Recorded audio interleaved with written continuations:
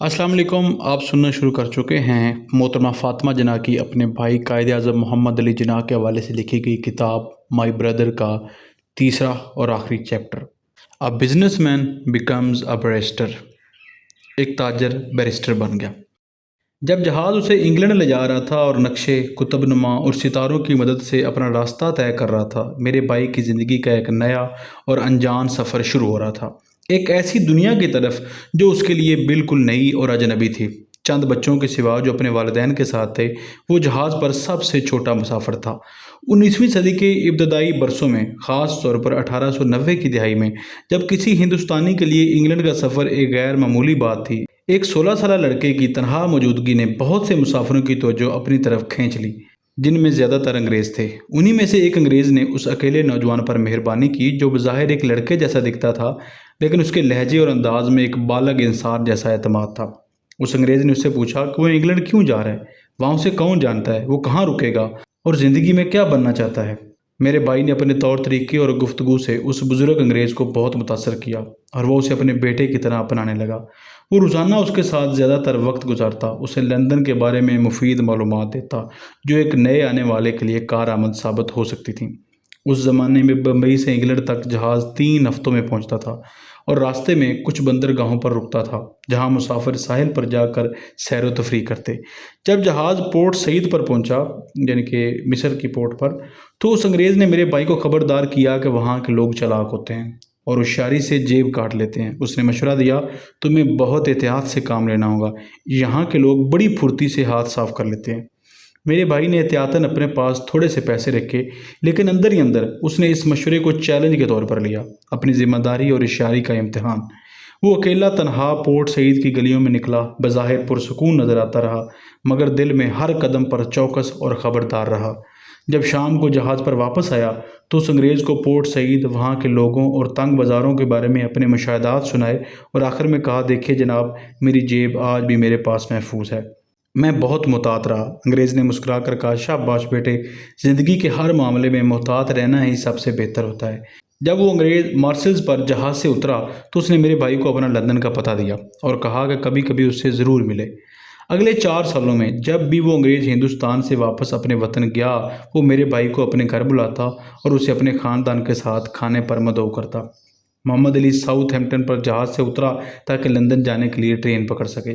जब वो घोड़ा गाड़ी में शहर की कुशादा सड़कों पर सफ़र करता हुआ एक होटल पहुंचा जो कोचवान ने उसे तजवीज़ किया था, तो ये फैला हुआ शहर उसके नौजवान जहन पर गहरा असर छोड़ गया।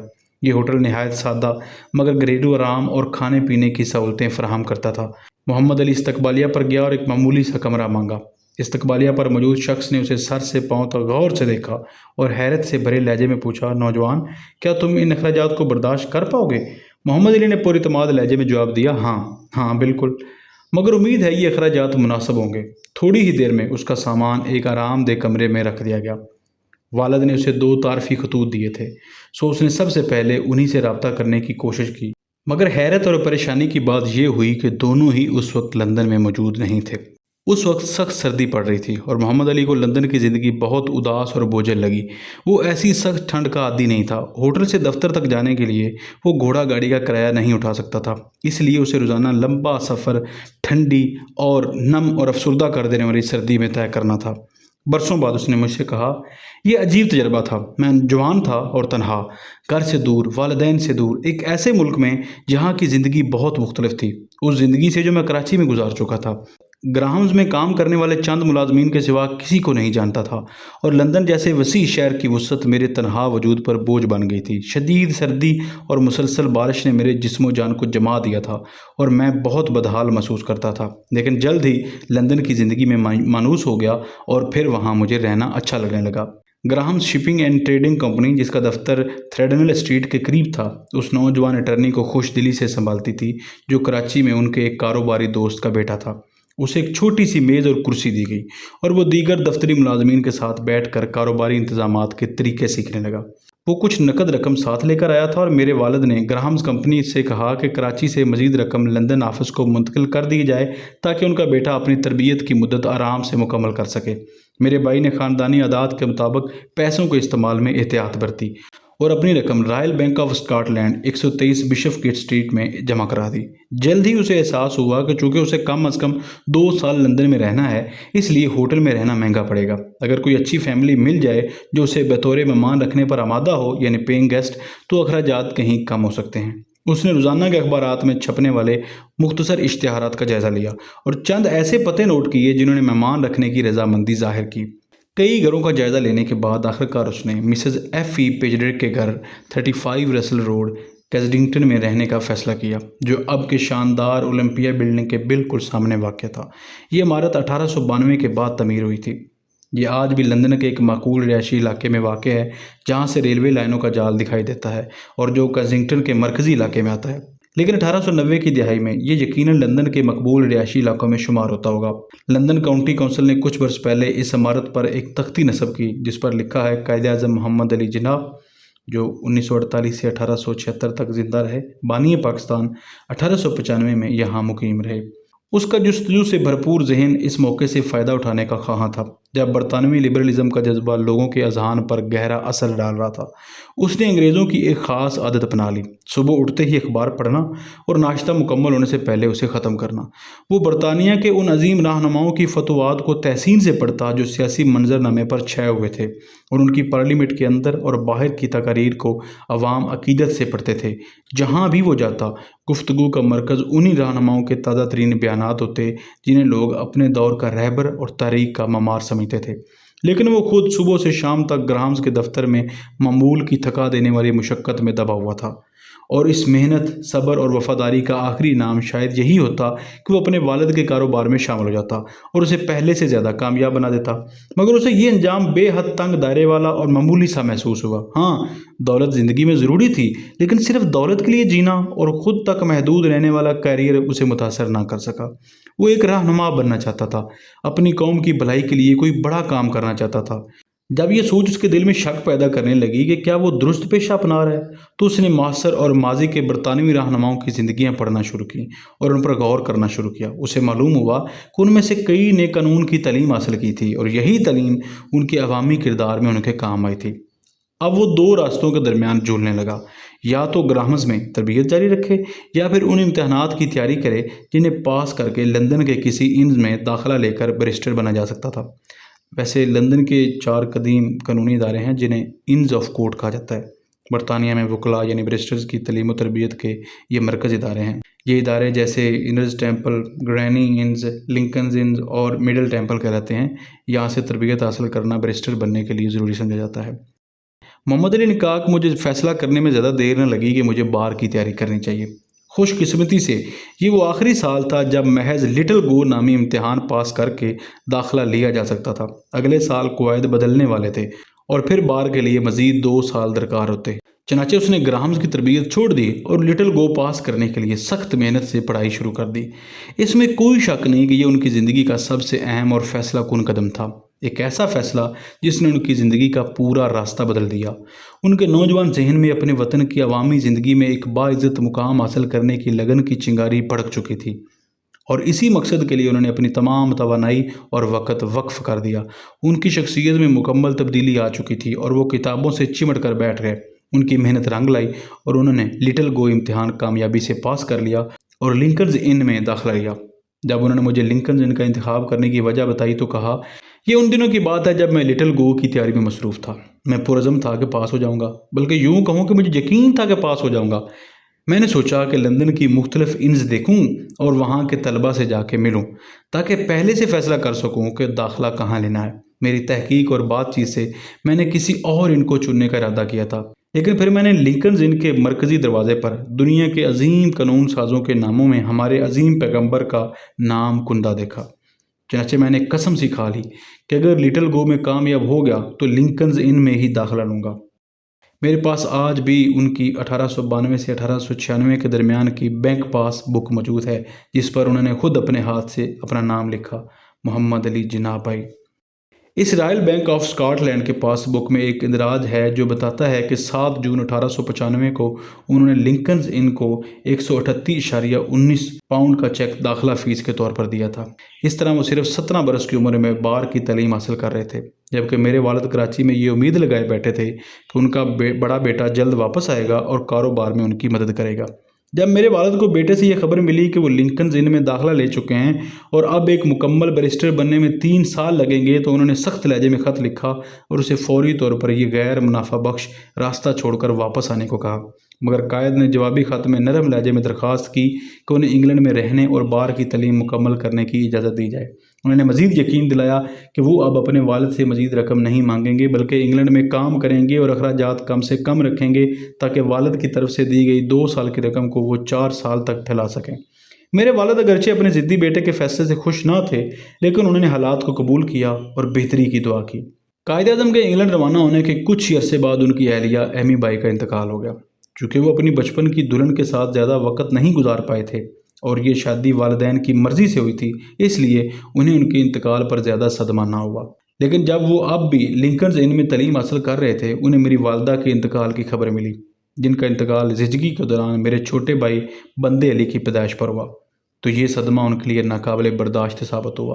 वो घंटों रोते और सिसकते रहे, क्योंकि वो अपनी माँ से बेहद मोहब्बत करते थे और उनकी फितरत हसास थी, इसलिए वो दुख भी शिद्दत से महसूस करते थे।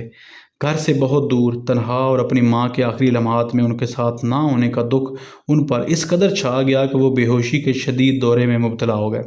आखिरकार उनकी माँ की पेशगोई सच साबित हुई।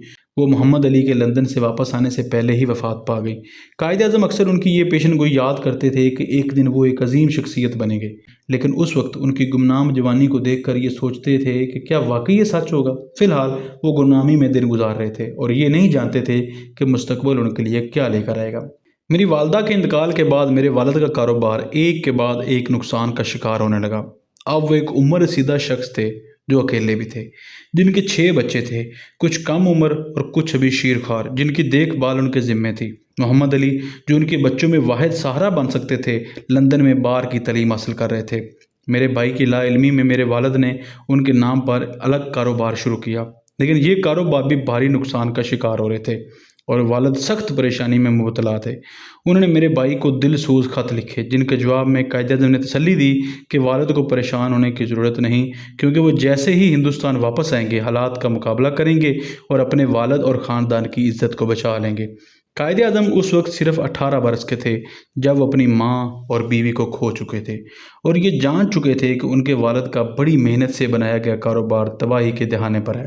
कभी कभी ज़िंदगी के बड़े सदमे बाज़ अफराद के अंदर छुपी हुई गैर मामूली सलाहियतों को उजागर कर देते हैं। कायद ने उन नुकसानात और मुसीबतों का सामना एक ऐसे फ़लसफ़ियाना हौसले से किया जो कामयाबी के लिए पुरज़म था और अपने ख़ानदान के नाम को रोशन करना चाहता था। इसी दौरान उन्होंने अपना नाम बदल कर M.A. जिन्ना रख लिया। उनकी बैंक पासबुक से पता चलता है कि वो हर महीने 10 पाउंड मिसेस F.E. पेचडरिक को अदा करते थे, जिनके घर पर वो बतौर किरायादार रहते थे। बाद में उन्होंने याद किया कि मिसेस ड्रैक एक मेहरबान बूढ़ी खातून थी जिनका बड़ा ख़ानदान था और वो कायद-ए-आज़म से ख़ास मोहब्बत रखती थी और उन्हें अपने बेटे की तरह समझती थी। उनकी एक खूबसूरत बेटी भी थी जो उम्र में कायद के बराबर ही थी। मिस ड्रैक मेरे भाई से बहुत ज़्यादा दिलबस्तगी रखती थी, लेकिन वो ऐसा शख्स ना था जो आर्जी दिलचस्पियों में अपने जज्बात ज़ाया करे। मिस ड्रैक ने उन्हें अपनी तरफ मायल करने की बहुत कोशिशें की, लेकिन कायद हमेशा एक मुनासिब फासला रखते थे। मिस ड्रैक अक्सर अपने घर में मखलूत पार्टियां रखती थीं, जिनमें एक मगरबी खेल भी शामिल होता था, जिसमें छुपने के खेल में अगर कोई पकड़ा जाए तो उसे बोसा देना पड़ता था। मिस ड्रैक की मुसलसल तरगीबों के बावजूद कायद-ए-आज़म ने कभी उस खेल में हिस्सा ना लिया। उन्होंने मुझे बताया ये क्रिसमस ईव की रात थी और ड्रैक ख़ानदान ये त्यौहार मना रहा था। ईसाई ख़ानदानों में रिवाज के मुताबिक दरवाज़ों के ऊपर मिसलटू के पत्ते लटकाए जाते हैं, जिनके नीचे एक दूसरे को बोसा देना जायज़ समझा जाता है। मैं बेखबरी में एक मिसलटू के नीचे खड़ा था कि मिस ड्रैक ने मुझे आ लिया, मुझे गले लगा लिया और बोसा देने को कहा। मैंने उसे झाड़ा और कहा कि हमारे माशरे में यह नामुनासिब है और नाजायज़ भी। मुझे खुशी है कि मैंने उसके साथ ऐसा बर्ताव किया, क्योंकि उसके दिन के बाद उसकी रोज़ाना की छेड़छाड़ से मैं महफूज हो गया। लिंकन्स इन में तालीम हासिल करते हुए कायद-ए-आज़म ने अपने इल्म के दायरे को वसी किया। उन्होंने ब्रिटिश म्यूज़ियम की लाइब्रेरी का रीडर टिकट हासिल किया और अपना वक्त गहरी और हमागीर मुताले में सर्फ किया। वो बाज़ औक़ात इतवार की सुबह मशहूर हाइड पार्क कॉर्नर जाया करते थे, जहां वो उन मुकर्रिरीन की बातें सुनते जिन्हें साबन के डब्बे पर खड़े होकर तकरीर करने वाले कहा जाता था।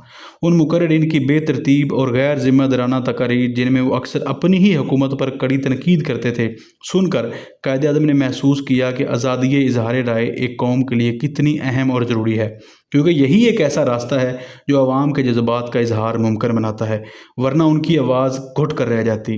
वो अक्सर हाउस ऑफ कॉमन्स भी जाते और उस ज़माने के लिबरल रहनुमाओं जैसे mister Gladstone, Lord Morley, mister Joseph Chamberlain, mister बालफोर्ड और आयरलैंड के अजीम मुहिब वतन TPO कार्नर की तकरीर को बड़ी दिलचस्पी से सुनते। हाउस ऑफ कॉमन्स के उन मुसलसल दौरों ने उन्हें पार्लिमानी खिताबात के फ़न से वाकिफ़ कर दिया, जो बाद में उनका सबसे मौसर हथियार साबित हुआ। मेहनत की बदौलत उन्होंने लिंकन्स इन के इम्तहानात 2 साल में पास कर लिए और 18 बरस की उम्र में वो बार में दाखिल होने वाले सबसे कम उम्र हिंदुस्तानी तालिब इल्म बन गए। लेकिन उन्हें अभी कुछ वक्त और इंग्लिस्तान में रहना था ताकि वो मखसूस तादाद में डिनर अटेंड करने की रस्मी कार्रवाई मुकम्मल कर सकें। वो ऐसे तालिब इल्म ना थे जो सिर्फ निसाबी किताबें रटने में वक्त ज़ाया करते, बल्कि वो लंदन में हिंदुस्तानी तलबा की सरगर्मियों में भरपूर हिस्सा लेते। उनके इंग्लिस्तान पहुंचने के पहले ही साल हिंदुस्तानी तलबा में बड़ी हलचल थी, क्योंकि दादा भाई जी नूर जी, जो एक मुमर पारसी रहनुमा थे और कई सालों से लंदन में मुकीम थे, सेंट्रल फसबेरी में हाउस ऑफ कॉमन्स के इलेक्शन में हिस्सा ले रहे थे। वो पहले हिंदुस्तानी थे जो ऐसा कर रहे थे, इसलिए हिंदुस्तानी तलबा बड़े जोशो खरोश से उनकी इंतखाबी मुहिम में शरीक हो रहे थे। कायद आज़म ने भी पूरी दिलजमी के साथ इस मुहिम में हिस्सा लिया और दादा भाई नूरजी की नज़र में आ गए। बाद में कायद आज़म ने मुझसे उन दिनों को याद करते हुए कहा कि जब उन्हें मालूम हुआ कि लॉर्ड सेल्सबरी ने अपनी तकरीर में दादा भाई जी को काला आदमी कहकर उनका मजाक उड़ाया और फिसबरी के अवाम को उनके इंतखाब से रोका, तो वो शदीद गुस्से में आ गए। उन्होंने कहा, अगर दादा भाई काले हैं तो मैं उनसे ज़्यादा काला हूँ, और अगर यही हमारे सियासी याकाओं की जहनीत है तो फिर हमें उनसे कभी इंसाफ नहीं मिलेगा। उसी दिन से मैं रंगो नस्ल के हर इम्तियाज़ का शदीद मुखालिफ बन गया। मैंने दादा भाई के लिए पूरी कुव्वत से काम किया। खुशकिस्मती से वो 3 वोटों की अक्सरियत से कामयाब हुए। अगरचे अक्सरियत मामूली थी, मगर लंदन के हिंदुस्तानी तलबा में खुशी का कोई ठिकाना न था। जब मैं कॉमन्स की गैलरी में बैठा दादा भाई की पहली तकरीर सुन रहा था तो मेरे अंदर एक नई किस्म की तवानाई पैदा हुई। उन्होंने कहा, वो आज़ादी इजहार राय के एक बरतानवी इदारे से मुतासर थे और वो एक हिंदुस्तानी होते हुए भी इस आज़ादी से फ़ायदा उठाते थे और अपने हम वतनों के लिए इंसाफ का मुतालबा करते थे। वो बिल्कुल दुरुस्त सोचते थे, क्योंकि आज़ादी इजहार के बगैर कोई कौम ऐसे गुलाब के पौधे की मानद होती है जिसे ऐसी जगह लगा दिया गया हो जहाँ ना धूप हो ना हवा। कायद आज़म को दादा भाई जी नूर जी से बेहद अकीदत और एहतराम पैदा हुआ, जो आइंदा बरसों में उनकी सियासी शख्सियत पर गहरा असर डालने वाले थे। अगरचे उम्र में उनसे बहुत छोटे थे, फिर भी वो उनके मुखलिस दोस्त बने रहे और दोनों ने मिलकर हिंदुस्तानी नेशनल कांग्रेस की इब्तदाई तारीख में अहम खिदमात अंजाम दी। इंग्लिस्तान में बतौर तालिब इल्म के उनके दिनों ने इस कमी का एहसास दिलाया कि हिंदुस्तानी तलबा के आपस में करीबी और मुसलसल राबते नहीं थे, जिसके बगैर वो अपने या अपने मुल्क के मफाद में मुनज़्ज़म होकर मौसर तरीके से कुछ नहीं कर सकते थे। उनके जहन में आया कि अगर हिंदुस्तानी तलबा आपस में एक अंजुमन के तहत इकट्ठे हो जाएं, जहां मुलाकात का मुकाम और इजहार का एक फोरम हो, तो ये उनके लिए नहायत मुफीद होगा। उन्होंने इस ख्याल को अमली जामा पहनाने के लिए तलबा से रुजू किया, मगर मुखालफत का सामना करना पड़ा, क्योंकि बाद लोगों का ख्याल था कि इतने बड़े काम का बोझ इतने कम उम्र और ना तजर्बाकार तालिब इल्म के लिए बहुत ज़्यादा है। ताहम ये ख्याल उनके दिलो दिमाग में मौजूद रहा और जब वो 1913 में दोबारा इंग्लिस्तान गए, उस वक्त वो एक गुमनाम तालिब इल्म नहीं बल्कि एक मुमताज़ हिंदुस्तानी रहनुमा बन चुके थे। तो हिंदुस्तानी तलबा ने उनसे रहनुमाई हासिल करने के लिए उनका घेराव कर लिया। लंदन के कैक्सन हॉल में हिंदुस्तानी तलबा का एक इज्तिमा हुआ, जिसमें कायद आज़म को खिताब के लिए मदऊ किया गया।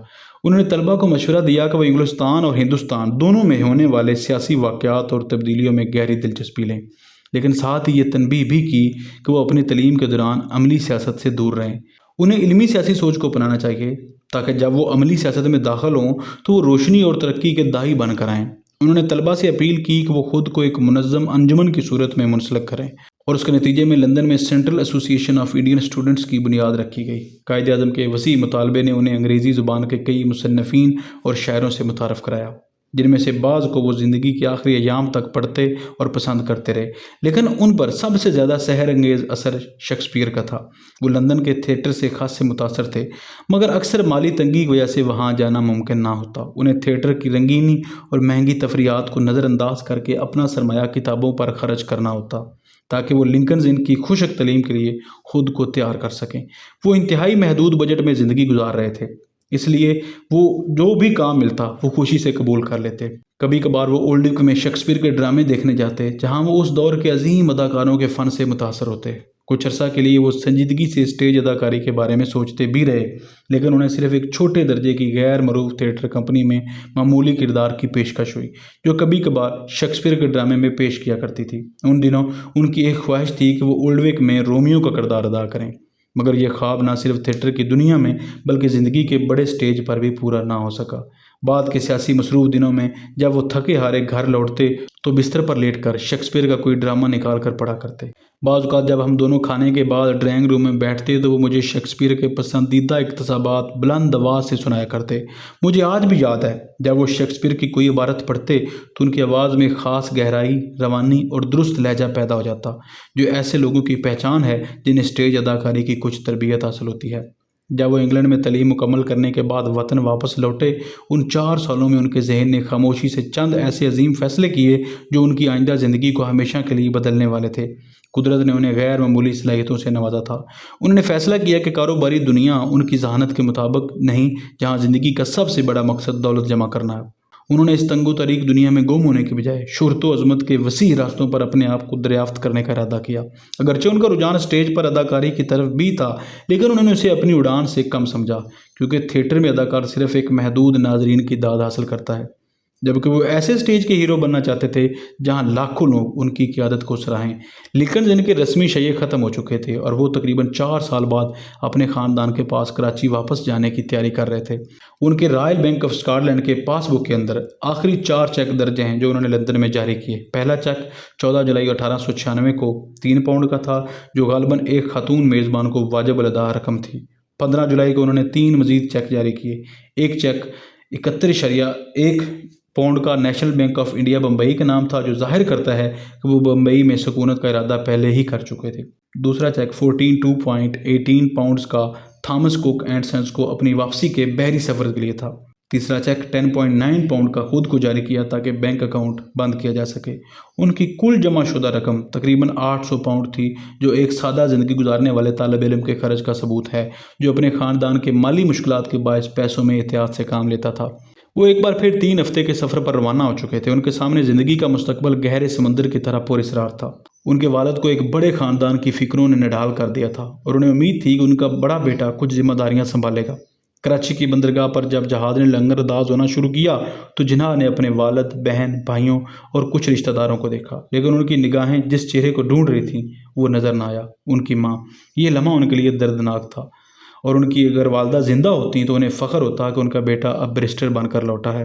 گھر پہنچنے کے بعد والد نے انہیں بتایا کہ خاندانی کاروبار تباہی کا شکار ہو چکا ہے اور کئی کاروباری اداروں کو بڑی رقوم ادا کرنی ہے۔ کچھ ادارے تو مقدمات بھی کر چکے ہیں، حتیٰ کہ وہ کاروبار جو محمد علی جناح بھائی اینڈ کمپنی کے نام پر ان کے لیے شروع کیا گیا تھا وہ بھی ناکام ہو چکا تھا اور اس پر بھی مقدمات تھے۔ اب ایک نوجوان بیرسٹر کو اپنے ہی خلاف مقدمات لڑنے کا سامنا تھا۔ والد نے کہا، بیٹے میرے سارے خواب بکھر چکے ہیں اور مجھے نہیں معلوم تم اور تمہارے بہن بھائیوں کا کیا بنے گا۔ میری صحت بھی جواب دے چکی ہے، مجھے لگتا ہے میں زیادہ دن زندہ نہیں رہوں گا۔ جناح نے جواب دیا، باجی آپ فکر نہ کریں، میں محنت کروں گا اور آپ سب کا خیال رکھوں گا۔ میں جوان ہوں، میری پوری زندگی میرے سامنے ہے، میں پیسہ کماؤں گا اور ہمارے خاندان کے تمام قرضے چکا دوں گا۔ میرے والد نے بہتر سمجھا کہ محمد علی کو کراچی کے کسی کامیاب وکیل کے دفتر میں جونیئر کی حیثیت سے کام پر لگایا جائے۔ اس مقصد کے لیے انہوں نے 2 فرموں ہرچند رائے وشن داس اینڈ کمپنی اور لال چند اینڈ کمپنی سے بات کی، جو ان کے وکیل بھی تھے۔ دونوں فرموں کے سربراہ اس نوجوان مسلمان بیرسٹر کو جو ابھی انگلینڈ سے لوٹا تھا خوشی سے اپنے ہاں رکھنے کو تیار تھے، کیونکہ ان دنوں سندھ جو کہ ایک مسلم اکثریتی صوبہ تھا، وہاں مسلمان بیرسٹر کی تعداد بہت کم تھی اور وہ سمجھتے تھے کہ محمد علی ان کے لیے قیمتی اثاثہ ثابت ہوگا۔ لیکن میرے بھائی کا ذہن پہلے ہی بن چکا تھا کہ وہ کراچی میں وکالت کرنے کی بجائے بمبئی میں قسمت آزمانا چاہتے ہیں، کیونکہ وہ سمجھتا تھا کہ محنت کرنے والوں کے لیے بمبئی میں زیادہ مواقع موجود ہیں۔ میرے والد بہت چاہتے تھے کہ ان کا بیٹا کراچی میں اپنا دفتر قائم کرے، جہاں ان کے خاندان کے کئی جاننے والے پہلے سے موجود تھے، اور بمبئی جیسے انجان شہر میں نیا آغاز ان کو پسند نہ تھا۔ انہوں نے اپنی ذاتی دوست اور پڑوسی رام جی بھائی پیتھا بھائی سے کہا کہ وہ محمد علی کو اس فیصلے سے باز رکھنے کی کوشش کریں، لیکن رام جی بھائی کی بھرپور کوشش کے باوجود وہ نوجوان بیرسٹر اپنے ارادے پر قائم رہا۔ اس نے فیصلہ کر لیا تھا کہ وہ اپنی راہ خود چنے گا اور ہمیشہ کی طرح زندگی کے دھکے کھا کر اور ٹھوکریں کھا کر سیکھے گا۔ اسے اس وقت اندازہ نہیں تھا کہ بمبئی ہجرت کا یہ فیصلہ ان کی زندگی کا ایک اہم سنگ میل بنے گا۔ اور اس کے مستقبل پر گہرا اثر ڈالے گا۔ چنانچہ اس نے اپنے والد، بھائیوں اور بہنوں کو خدا حافظ کہا اور بمبئی کے لیے روانہ ہو گیا۔ اس نے بمبئی کے اپولو ہوٹل میں طویل مدتی بنیاد پر ایک کمرہ کرائے پر لیا اور بمبئی ہائی کورٹ میں اپنا نام درج کرایا۔ یہ صرف رسمی کارروائیاں تھیں اور جلد مکمل ہو گئیں۔ اصل مشکل تو اپنا دفتر قائم کرنے، مقدمات حاصل کرنے اور اپنے آپ کو ایک قابل اعتماد بیرسٹر کے طور پر منوانے کی تھی۔ یہ سب ایک دل شکن امتحان ثابت ہوا۔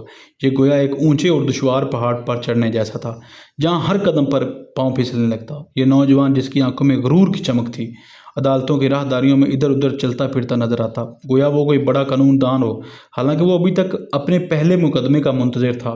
وہ اپنے خیالی قلعے کی چھت پر شان سے تنہا زندگی گزار رہا تھا، جبکہ اس کے مقابلے میں کم صلاحیت رکھنے والے وکلاء کے دفتر میں گاہک قطار میں کھڑے ہوتے اور فیس ادا کرتے۔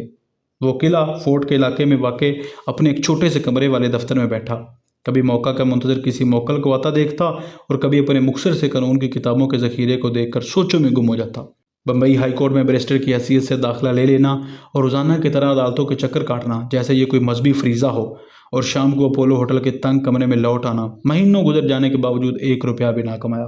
یہ سب کچھ کافی تکلیف دہ تھا، لیکن جب یہ تکلیف دہ مہینے بڑھتے بڑھتے 3 اذیت ناک برسوں میں بدل گئے تو وہ واقعی سخت پریشان ہو گیا۔ کراچی میں اس کا باپ اور خاندان بھی مقدمات اور مسائل میں گھرا ہوا تھا اور وہ اپنے اندازوں کے برعکس ان کی کوئی مدد نہ کر سکا۔ مایوسی اور نا امیدی کے باوجود وہ دنیا کے سامنے مضبوطی کا مظاہرہ کرتا، لیکن دل میں ایک اندیکھی خلش اور تشنگی اسے اندر ہی اندر کھائے جاتی۔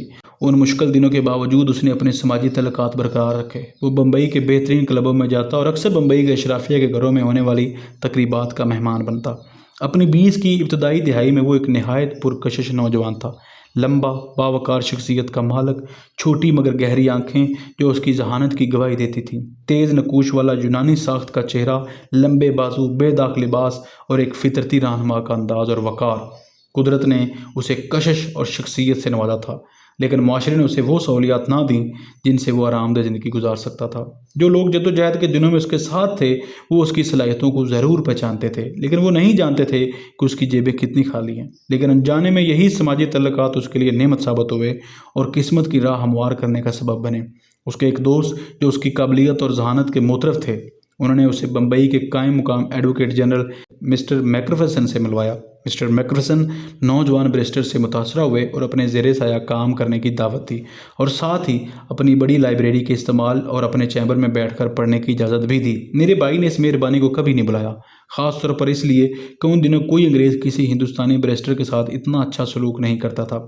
مسٹر میکفرسن جلد ہی یہ سمجھ گئے کہ ان کا نیا ساتھی ایک پرکشش، قابل، مستقل مزاج اور ایماندار نوجوان ہے، اور انہوں نے تاخیر کیے بغیر کچھ مقدمات نوجوان جناح کے سپرد کر دیے۔ انہی دنوں میرے بھائی نے سرکاری ملازمت اختیار کرنے کا سوچا تاکہ محلی تحفظ حاصل ہو، کیونکہ وکالت میں کامیابی کی غیر یقینی صورتحال بہت ہولناک لگتی تھی۔ جب اس نے یہ بات میکفرسن کے سامنے رکھی تو وہ بہت خوشی سے اسے مضبوطی سے سفارش کرتے ہوئے سر چارلس ایلونٹ کے پاس لے گئے، جو جوڈیشل ڈپارٹمنٹ کے سربراہ تھے، اور چند ہفتوں کے اندر ہی میرے بھائی کو عارضی پریزیڈنسی مجسٹریٹ کے طور پر مقرر کر دیا گیا۔ اسے محسوس ہوا کہ کامیابی جو اب تک اس سے دور تھی اب اس کی مضبوط گرفت میں ہے۔ بطور مجسٹریٹ اس کے مثالی طرز عمل نے اس کے اعلیٰ افسران کو متاثر کیا، اور جب اس کی عارضی تقرری کی مدت مکمل ہوئی تو سر چارلس ایلونٹ نے اسے ایک اور بہتر عدالتی عہدہ پیش کیا جس کی تنخواہ 1500 روپے ماہانہ تھی، جو اس وقت ایک شاہانہ رقم سمجھی جاتی تھی۔ اس نے پراعتماد لہجے میں جواب دیا، نہیں شکریہ سر، میں جلد ہی ایک دن اتنا کما سکوں گا۔ جیسے ہی اس نے پریزیڈنسی میں مجسٹریٹ کے طور پر اپنا عہدہ چھوڑا، کئی لوگ اسے اپنے وکیل کے طور پر کام لینے کے لیے رجوع کرنے لگے۔ اس نے اپولو ہوٹل کا چھوٹا سا کمرہ چھوڑ دیا اور اپولو بندر کے علاقے میں ایک سادہ سا اپارٹمنٹ لے لیا، جسے خوبصورتی سے سجا کر رہنے کے قابل بنایا، اور ایک ایسی عمارت میں نیا دفتر کھولا جہاں کئی معروف وکیلوں کے دفاتر تھے۔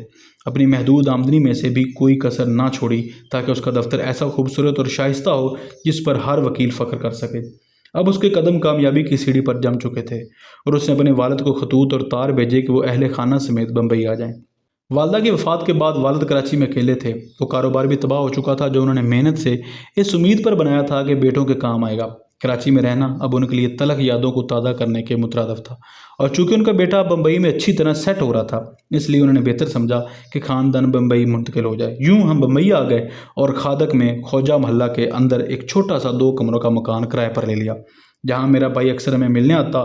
اب وہ اپنی پیشہ ورانہ آمدنی سے نہ صرف اچھی زندگی گزار رہا تھا بلکہ خاندان کی کفالت بھی کر رہا تھا، اور اس نے اپنے بہن بھائیوں کی تعلیم کی تمام ذمہ داری اپنے سر لے لی تھی۔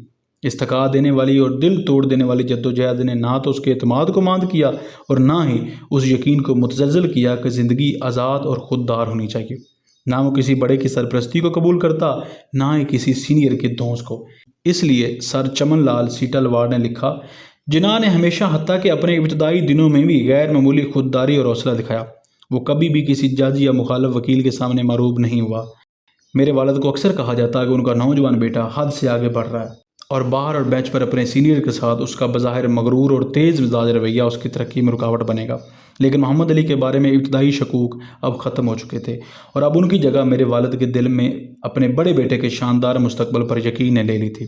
مسٹر اسٹرنگ مین ایک انگریز اور بمبئی بار کے سینئر اور معزز رکن تھے۔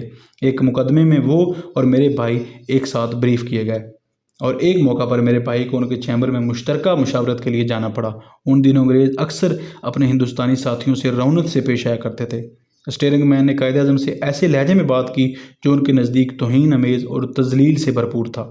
اس دن کے بعد انہوں نے اسٹیئرنگ مین کے چیمبر میں قدم نہ رکھا، اور جب کبھی عدالت یا باہر ان سے سامنا ہوتا تو سلام دعا تک چھوڑ دی۔